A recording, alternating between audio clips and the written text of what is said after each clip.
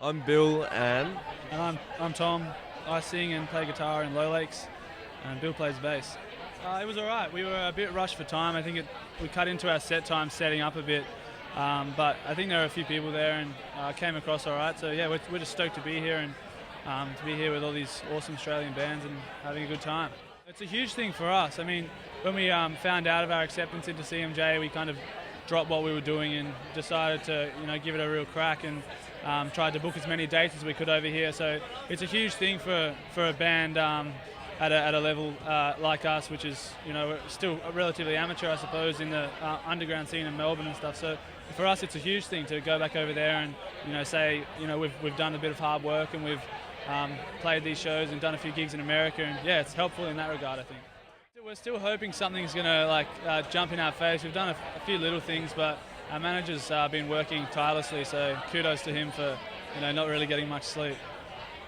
Well, it's New York City, Yeah, exactly right. There's something going on every night. We've been hanging out and seeing some sights, and our guitarist actually did a few nights at karaoke at a couple of places, which went down pretty well.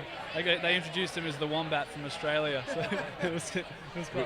we didn't get a chance to rehearse at all since we've been here, so we treated that as our rehearsal. Yeah, exactly. It's something that I don't think is really it doesn't appear in the mainstream in Australia. Like, you don't see many alternative bands coming out of Asia, and so we might draw the conclusion that there isn't really a market base for that kind of music. But there's so many people there.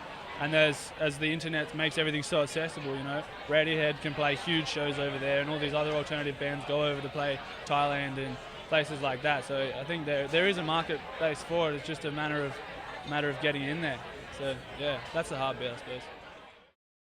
Well, we're going to finish up playing a few shows in America, and then go back and finish recording our debut album. So we've released the EP in March this year, and we've been in the studio recording the album. We launched the first single from the new album about 2 weeks ago, and it'll just be a lot of studio work and stuff like that, finishing the songs and putting it out hopefully by about April or May next year. So yeah. And also a few Melbourne shows in between as well. Yeah, we're going to try and do a bit of touring around Australia and stuff, and just see where it takes us. But the priority at the moment is just getting that album finished and getting it out there.